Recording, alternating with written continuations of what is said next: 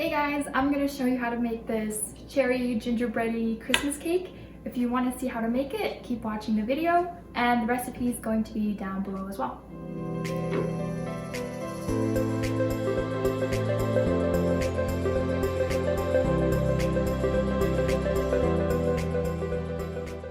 First thing we need to do is make the actual cake. So for that we need 6 warm eggs or room temperature eggs. An easy way to do that is to place them in a bowl with warm water and just let them sit there for 10 minutes. As well as 150 grams of sugar, a pinch of salt, 4 tablespoons of water, a teaspoon of vanilla extract, 150 grams of flour, 2 teaspoons of baking powder, 25 grams each of cocoa powder and cornstarch, as well as gingerbread spice of your choice. You can also make your own. And the last thing you need is almond aroma or almond extract. So the first thing we're going to do is separate our eggs. An easy way to do that is to crack the egg, split it in two, allow the egg whites to go into your big bowl,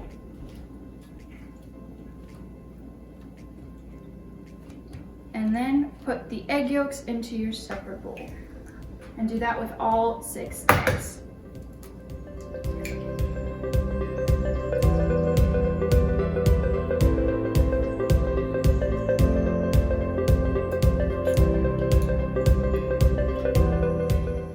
Gets cracked really bad like this one, you can also just place the whole egg into your hand and then shimmy it around to drain off all the egg whites, and then when you have the egg yolk, just pop it in there.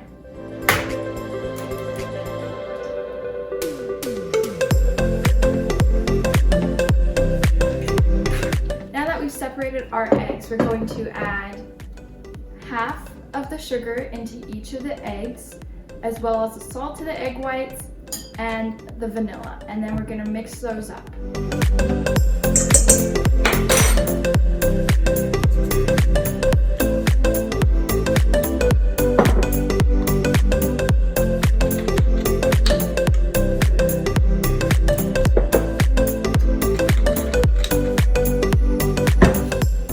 I'm gonna use the KitchenAid to whisk up all the egg whites with the sugar and the salt.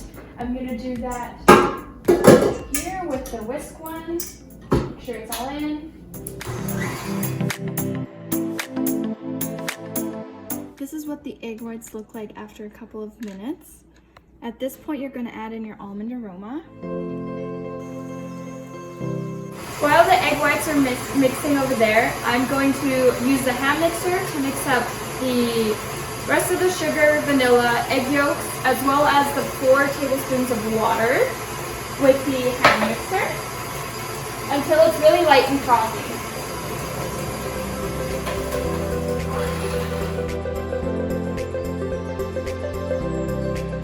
I'm going to sift all of the dry ingredients together.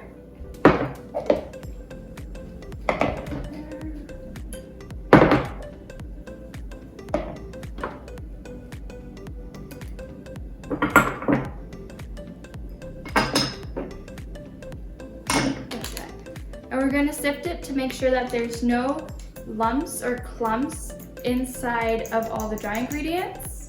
By using a spoon, we can just kind of press it through the sieve and make sure that there's going to be no big chunks of this inside the dough. And now that it's all in here together, I'm just going to whisk it all together once to make sure it's all incorporated.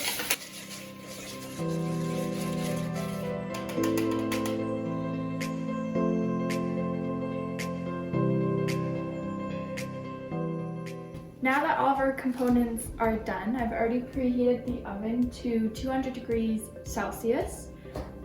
And I've also lined the baking tray. I've just lined the bottom of it and not the edges. And you can see that these have both doubled or tripled even in size. That's when you know that they're done. So we're going to pour the egg yolks over the egg whites. Make sure to scrape out everything that you can.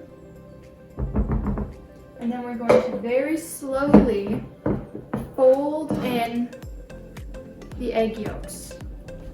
The more time you take with this, the more air you're gonna have at the end inside of your dough, which is what you want. And you don't want to use a mixer for this, you really want to do this by hand. Once it's mostly incorporated like this, you're going to start by folding in half of your dry sifted ingredients. And again, you have to do this really slowly. You want to try and keep as much air as you possibly can. And once the first half is pretty much incorporated, you can add the last bit of your dry ingredients. And then now make sure that you really, really incorporate this.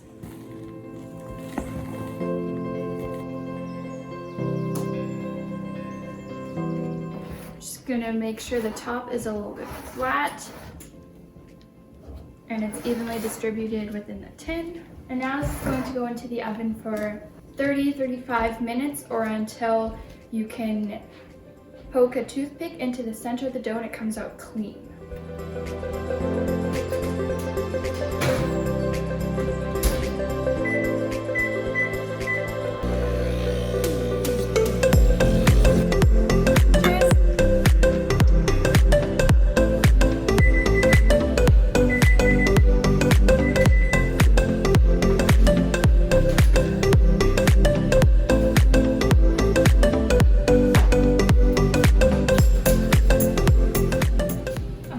So the cake is done, so I'm just gonna let this cool off for a couple hours. Because it's -20 where I am right now, I'm just gonna cover it and pop it into the garage and then it'll be cool in a couple hours.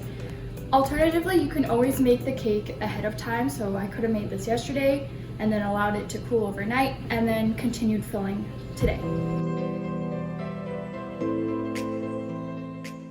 Now that the cake is almost done cooling, we can start with our first filling, which is going to be the cherry filling. You're going to need 1 glass of sour pitted cherries. If you can't get a hold of those, you could always use frozen cherries and then 300 or 400 milliliters of cherry juice or any other fruit juice. You're also going to need 30 grams of sugar and cornstarch, some salt and some cinnamon, as well as the juice of 1 lemon.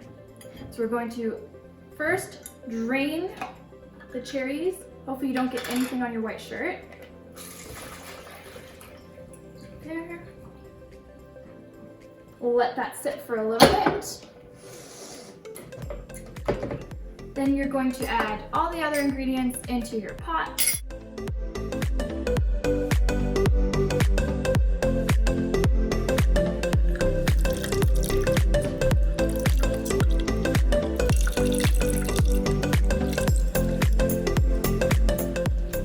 You're going to try and get out as much juice as you can and then pour that into the pot as well. And then you can just put the cherries into your bowl because we're going to be using these right away. We're going to give this one quick whisk to make sure all the cornstarch is incorporated.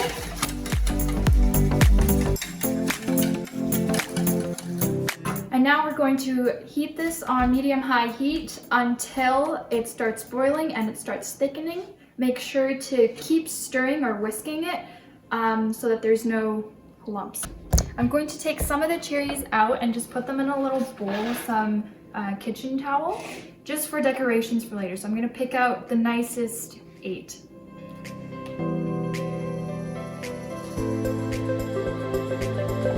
I'm just going to set these aside so I can use them for decorations.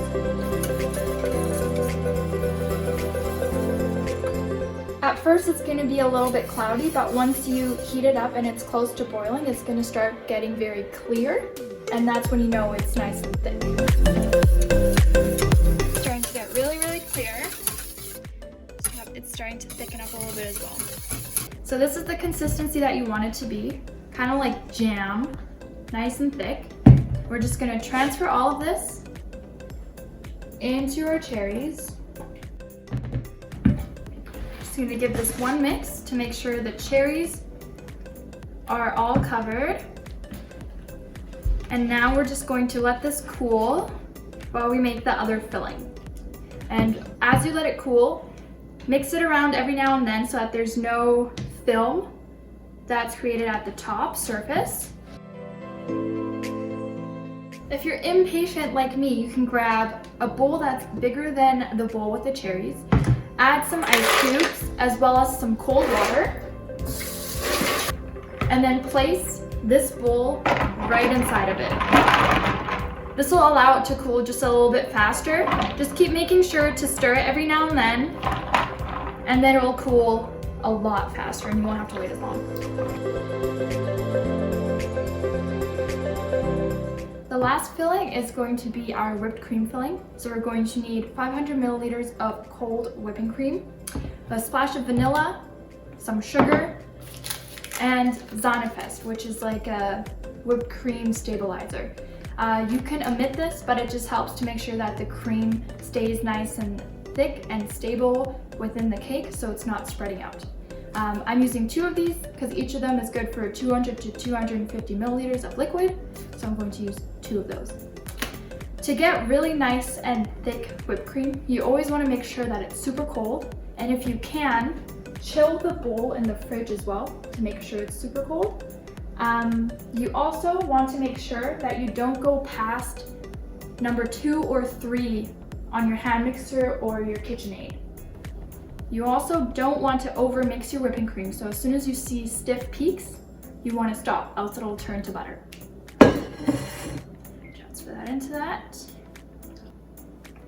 Splash of vanilla. And 3 teaspoons of sugar. I'm going to start mixing this, and then once it's mixed, I'm going to slowly add this in.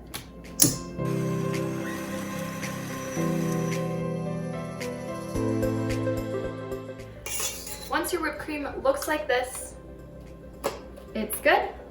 So I'm gonna eat that. I'm gonna put this into the fridge and I'm gonna prepare the cake base. And then once I'm ready to fill, I'll grab this out of the fridge. I'll let the cherries cool down a little bit more. And yeah. Okay, I just grabbed in the cake and it's nice and cold, so we're gonna remove it from the tin. So I'm just like taking a really nice thin knife and just running it around the edge just to loosen up any cake that's stuck there. And then usually this will do it. There we go. I'm gonna peel this off. We don't need that anymore. I'm gonna cut it twice. So to level a cake, the first thing you're going to do is very gently just press in, try to keep your knife even, and turn the cake to try and get one level slice all the way around. You're not pressing in far, just very gently. That way if you mess up, you can always redo it. And now we're going to cut on that same line a little bit deeper. And you want to keep turning the cake and try to keep your knife as level as possible. And keep cutting around and around, going deeper and deeper into the cake. Just gonna slide this one off.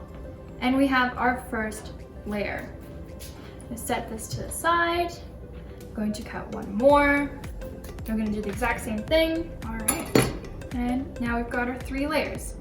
So you can see there's still a couple bits of just the light dough without the chocolate, but that's totally fine. I'm gonna set this to a side. We'll clean up and then we'll start layering. I grabbed all of our fillings and our cake and we're going to start layering.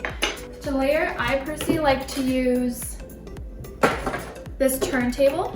There's a switch here that you can use to turn it and then you can make it stop. It makes it easier to scrape the sides once we start decorating. So to start off, I like using the middle layer and adding a tiny bit of whatever filling just to the bottom, just so that this sticks. Just gonna make sure it's a little bit centered. Now, if you like, you could use cherry juice or amaretto or even coffee to paint the top of the doughs to give it more moisture. I'm not going to do it because this is going to be in the fridge for a day before I eat it. So the dough is actually going to absorb all the moisture from the fillings. So I'm just going to skip that. And if you like, you can use one of these. You can put it around your cake. Make sure it's nice and snug. That way the filling isn't going to go everywhere. This just helps with layering. You can totally just do it by hand. I find this just helps me keep everything very straight, so it's not going to be lopsided. So first thing first, I'm going to add half of this cherry mixture and try to keep it in the center so it's not going to squeeze out the sides. That way you're going to have a really nice naked cake look in the end, which is what I'm going for today. And now we're going to add a little bit less than half of our cream right on top. Kind of spread it out. I like using this little palette knife to really spread it out and get it into those cracks. Now I'm going to actually add the top part because it's a little bit rounded. So I'm going to flip it around, just kind of squeeze it down into there. Make sure it's still nice and tight. We're going to repeat the same thing one more time. Add the cherries. Now we're going to add most of the cream. Again, we want to save a little bit, maybe like this much, and smooth it out.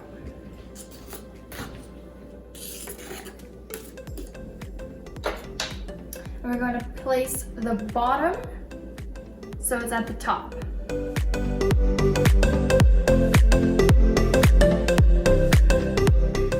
I'm going to let this sit outside in the garage, covered of course, for about 30-40 minutes before I continue, just to allow this to set a little bit. The last thing we need to make is the white chocolate ganache for the decoration.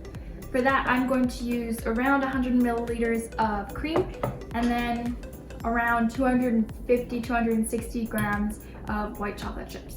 So the ratio technically is 2 to 3 for filling a cake, and if you want to use a ganache to go around the cake under fondant, for instance, so you want it to be thicker, then you're going to use 1 part cream to 3 parts of chocolate for white chocolate.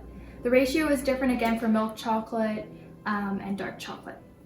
So what we're going to do is we're just going to heat this up until it boils, and then we're simply going to add the white chocolate chips, let it sit off the heat, and then whisk it around after 5 minutes, and then just let it cool down.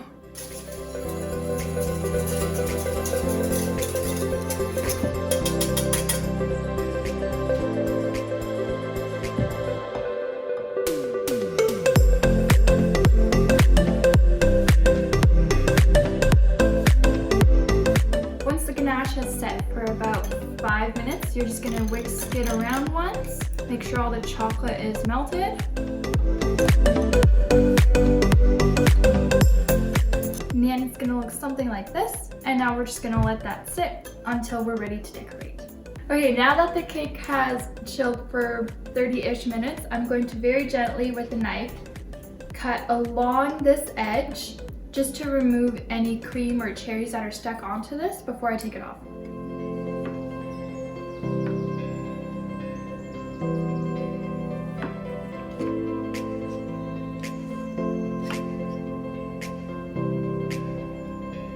I'm just going to use the rest of my whipping cream to do a really simple crumb coat.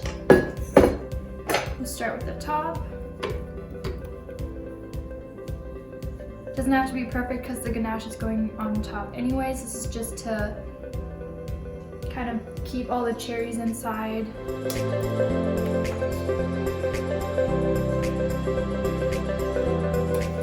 And do it on the sides as well.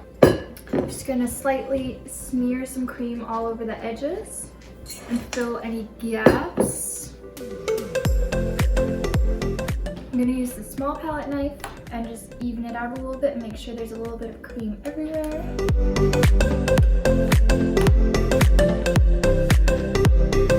And now to make it a naked cake, I'm just going to take off some of that cream by doing this. So a naked cake is basically a cake where you can kind of see the different layers, or at least you can kind of see the dough in between. Now, just to make sure I have a smooth top, I'm just gonna pull in slightly, just to get rid of that top edge. That way the ganache is gonna flow down very nicely. Now I'm just gonna let this set while I get all my decorations. To decorate, I'm going to use the cherries that we saved. I also have some grated chocolate, some cinnamon sticks, and these are some gingerbread cookies. First, I'm going to put on the ganache. To do that, I want to put it into a little plastic bag. An easy way to do it is just to stick it into a little cup, fold the bag over, and then just pour however much you think you're going to need. Just gonna take the bag out, kind of make sure everything's near the tip of the bag, and close her off. Now all we have to do to create our little piping bag is to twist and then to cut off the little tip. Okay. Now I'm just gonna slowly drip this down the top of the cake all the way around, and then I'm going to do the top part. By applying pressure, you're allowing it to simply drip down.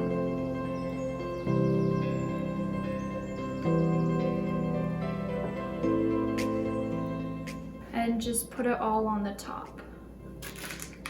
It's about maybe like that much. Now I'm very slowly just going to spread this out to the top edge of the cake. I also whipped up some more whipped cream and put it into this piping bag with this tip. And now I'm just going to make little circles as I'm continuously turning the cake to make kind of like a wreath.